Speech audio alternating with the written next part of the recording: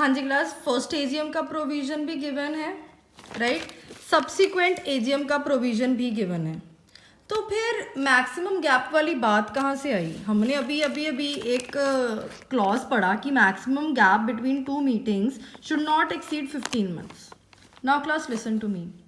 हमने कहा first AGM 9 months from the closure of financial year हो जानी चाहिए, कोई दिक्कत नहीं हमारे को, ये तो पहली एजीएम की बात हो गई। फिर हमने कहा सब्सिक्वेंट एजीएम जो है that should be held within 6 months from the closure of financial year. So let us discuss. Under normal conditions हर साल की सब्सिक्वेंट एजीएम कब ड्यू होगी?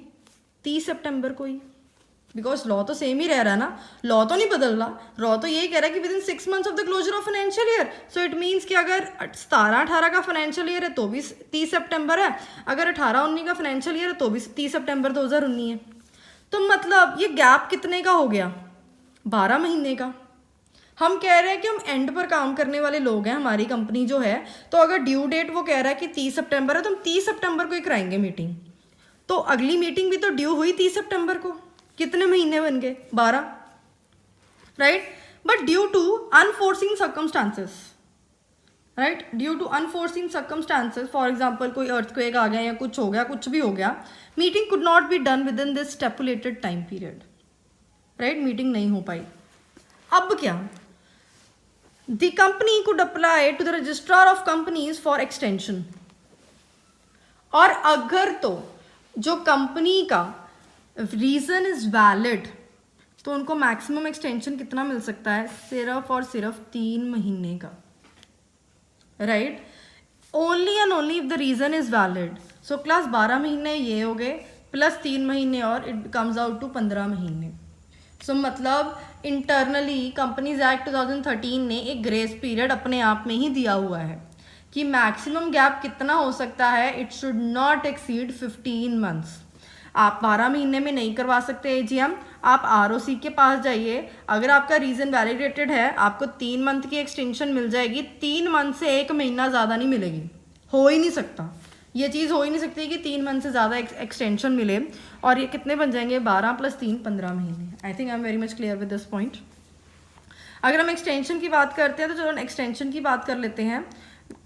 बिकॉज ऑफ 2 रीजन्स एक्सटेंशन हो सकती हैं, ये 2 रीजन्स ही वैलिडेटेड होते हैं। पहला इज नेचुरल क्लैमिटी, कोई अर्थक्वेक आ गया, कुछ भी चल रहा है एनवायरनमेंट में, कोई अनफोर्सिंग सर्कमस्टांसेस चल रहे हैं एनवायरनमेंट में, या फिर confiscation of the books of accounts by excise department या कोई भी ऐसा डिपार्टमेंट है, राइट। एयरपोर्ट अथॉरिटीज़ ने हमारे कोई अकाउंट्स रखे हुए हैं हमारे पास अपने पास, या कुछ भी ऐसा है, राइट, कि हमारे जो बुक्स ऑफ अकाउंट्स है वो गवर्नमेंट ने सील किए हुए हैं, टैक्स अथॉरिटीज़ ने सील किए हुए हैं। इन दोनों रीजंस के ऊपर सिर्फ और सिर्फ 3 महीने की ही क्या मिलेगी? एक्सटेंशन।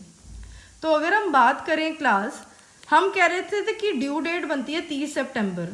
30 सितंबर में 3 महीने की अगर हम एक्सटेंशन ऐड करें तो ड्यू डेट क्या बन जाएगी? 31 दिसंबर 2019। मतलब किसी भी हालत में 1 जनवरी 2020 को तो मीटिंग हो ही नहीं सकती। इट शुड बी ऑन और before 31 December 2019। And the maximum extension time in any possible case is just 3 months only, not more than that, right? अब क्लास एक यहाँ पर एक क्लॉज है that there is no extension in case of first AGM। भाई अगर हम पहले AGM की बात करें तो पहली AGM कितने मंथ्स के अंडर हो रही थी class? It was after 9 months। इसकी तो ड्यू डेट ही कितनी बनती थी? 31/12। तो इसमें तो इनहेरेंटली ही क्या है? एक्सटेंशन। 6 महीने नॉर्मल के, 3 महीने एक्सटेंशन के, 6 महीने नॉर्मल के, 3 महीने एक्सटेंशन के। तो पहली मीटिंग तो ऑलरेडी एक्सटेंडेड टाइम पर हो रही है। So this is a clause that there is no extension possible in case of first AGM of the company, right. Moving on to next section, section number 96, clause number 2, time of the meeting. Meeting कौन से time पर रखनी है? So the companies act 2013 says that the meeting should commence during business hours, and business hours means 9 AM to 6 PM। 9 से 6 के बीच में कभी भी मीटिंग हो सकती है, राइट। प्लेस मतलब अब क्लास जिन्होंने मेरी रेक्विजिट्स वाला लेक्चर सुना है उनको पता लग रहा होगा कि ये भी रेक्विजिट्स ही हैं, पर ये एजीएम के हैं।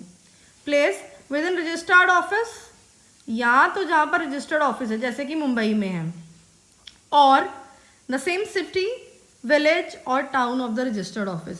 किसी भी पब्लिक गैदरिंग वाली कोई भी ऐसा गैदरिंग प्लेस है जो कि सेम सिटी में हो, सेम विलेज में हो, सेम टाउन में हो, कौन से वाले टाउन में हो या सिटी में हो, जो कि रजिस्टर्ड ऑफिस है जहाँ पर, right. Next coming to day, any day other than national holiday.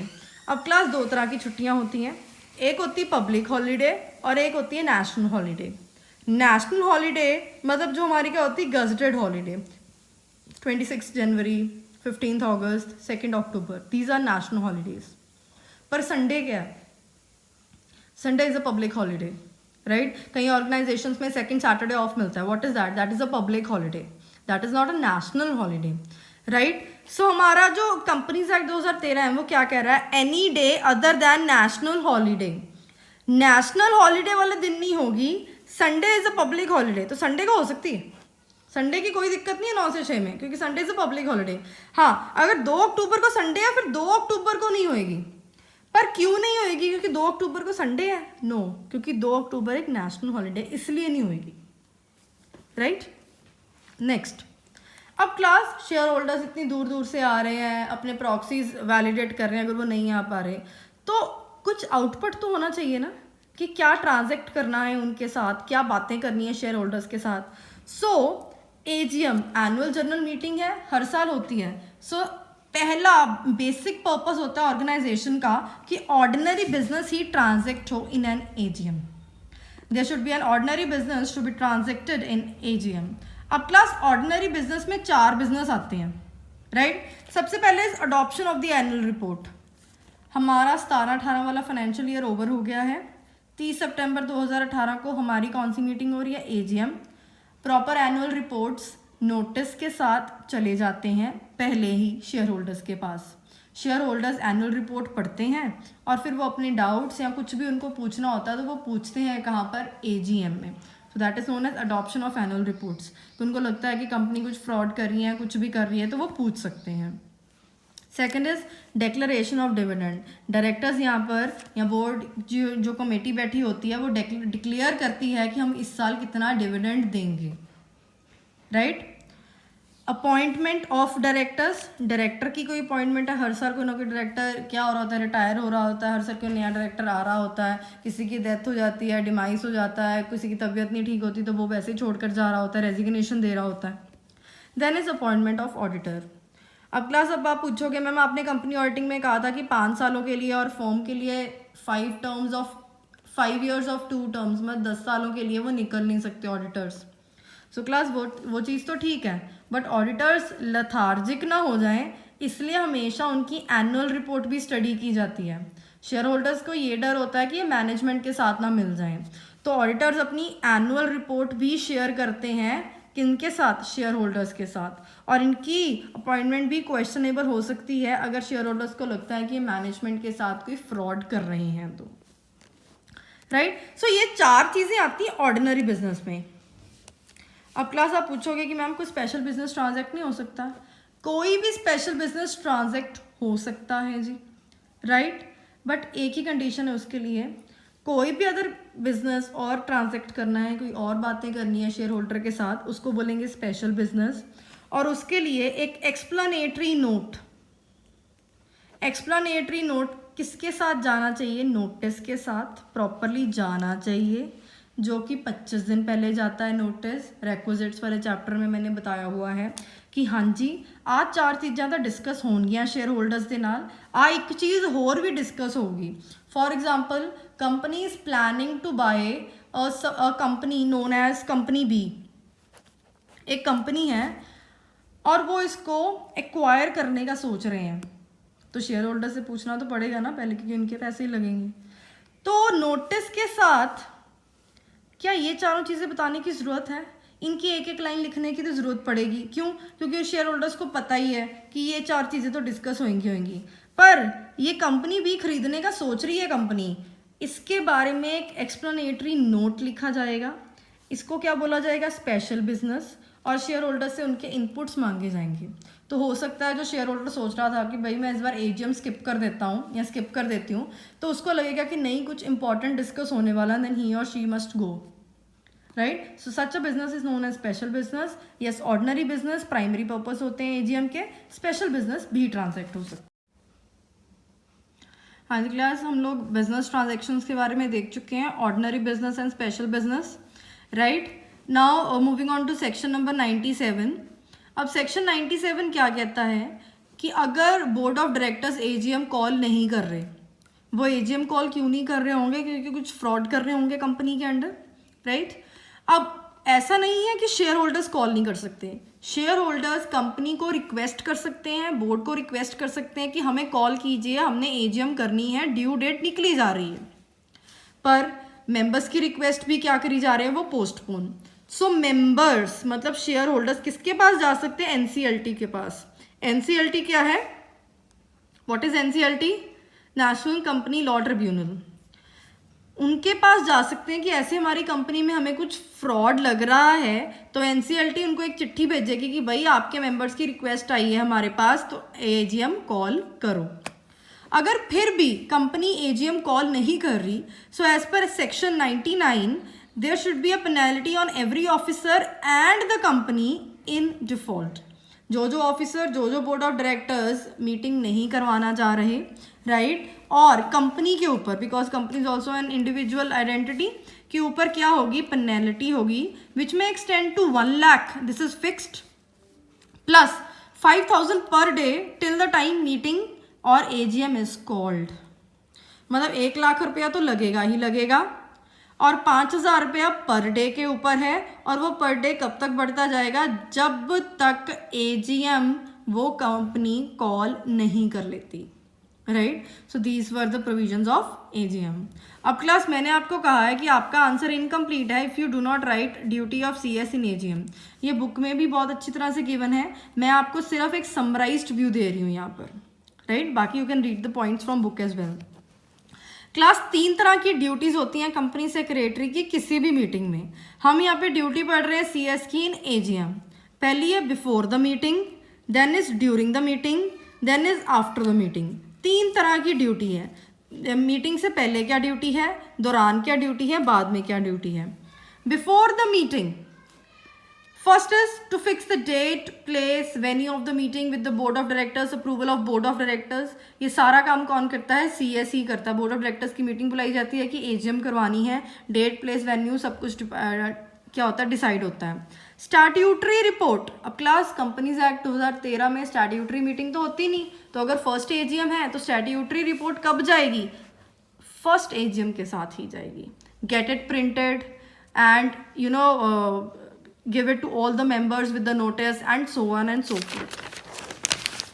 उसके बाद send the notice of the meeting at least 21 days before। ये जितनी भी सिरदर्दी है कि कोई भी ऐसा अनलॉफुल या इलीगल काम ना हो जाए जिससे हमारी मीटिंग इनवैलिडेटेड हो जाए, ये सारी सिरदर्दी कौन लेता है? सीएस लेता है कि कम से कम 21 दिन पहले हमारा नोटिस चला जाना चाहिए। Send a copy of the certified statutory report to registrar of companies के पास एक कॉपी चले जानी चाहिए स्टैट्यूटरी रिपोर्ट की। लिस्ट ऑफ मेंबर्स प्रिपेयर करने हैं सीएस ने। अरेंजमेंट करानी है प्रॉपर मीटिंग्स के लिए, टेक्निकल अरेंजमेंट्स हो, सीटिंग अरेंजमेंट हो, कुछ और अरेंजमेंट्स है, रिफ्रेशमेंट वगैरह की, वो सारी। प्रॉक्सीज़ की एंट्री चेक करनी है। प्रॉक्सीज़ क्या होते हैं रिक्विजिट्स में मैंने बताया हुआ है। देन ड्यूरिंग द मीटिंग क्या क्या ड्यूटी है सीएस की। Arrange for attendance of members, right, attendance कैसे लेनी है मेंबर्स की जब वो एंट्री कर रहे हैं मीटिंग में। To read the notice and statutory report, हमेशा कमेंस करता है कौन मीटिंग को? सीएस कमेंस करता है। क्या पढ़कर? नोटिस पढ़कर और स्टैट्यूटरी रिपोर्ट पढ़कर। किसकी परमिशन के साथ? चेयरमैन की परमिशन के साथ, राइट। अब चेयरमैन को हेल्प करता है CS in managing the meeting in an organized and disciplined manner, ensuring that every officer is present in the meeting. जो भी ऑफिसर है जिनको पहुंचना चाहिए था वो पहुंचे हैं, अगर नहीं पहुंचे तो क्यों नहीं पहुंचे हैं। Take minutes of the meeting, very very important, CS ही मिनट्स लेगा मीटिंग के। हर एक चीज़ वो रिकॉर्ड करेगा, हर एक चीज़ वो लिखेगा कि ऐसे ऐसे मीटिंग हुई है, ये बात इन्होंने इतने टाइम पर बोली, ये बात का आंसर ऐसे दिया गया, so on and so forth. Then after the meeting क्या क्या ड्यूटीज़ होती हैं सीएस की? प्रिपेयर मिनट्स, यहाँ पर उन्होंने मिनट्स ले लिए। अब मिनट बुक में मिनट्स लिखने भी हैं, राइट। अब डिसीजंस तो ले लिए एजीएम में, उनको एक्टिवेट भी तो कराना है। एक्टिवेट मतलब वो डिसीजंस क्या होने चाहिए, इम्प्लीमेंट होने चाहिए। तो डिसीजंस को इम्प्लीमेंट करवाने में हेल्प करता है CS. To get minutes of the meeting signed by the chairman within 14 days of the meeting. Minutes लिख लिया अच्छे से, मिनट बुक में रिकॉर्ड बना लिया। अब चेयरमैन के साइन होंगे 14 दिन के अंदर अंदर। मीटिंग होते को 14 दिन हो गए, उसके अंदर अंदर चेयरमैन को मिनट बुक में साइन करना होता है कि yes these minutes are true in true and fair sense, कि यही सब बातें हुई थी। So class these are just the summarized duties. आप बुक में से इनके पॉइंट्स पढ़ सकते हैं, बहुत अच्छे 10-10, 12-12 पॉइंट्स गिवन हैं बिफोर द मीटिंग के, ड्यूरिंग द मीटिंग के एंड आफ्टर द मीटिंग के। ये मैंने आपको सिर्फ एक स्नैपशॉट दिया है। सो क्लास अभी हमने क्या कर लिया, हमने स्टैट्यूटरी मीटिंग कर ली, हमने एजीएम कर लिया, duty of CS in AGM कर ली। In the next coming lectures हम क्या करेंगे, क्लास मीटिंग्स करेंगे, ईजीएम करेंगे एंड बोर्ड मीटिंग्स करेंगे। Thank you so much, happy learning.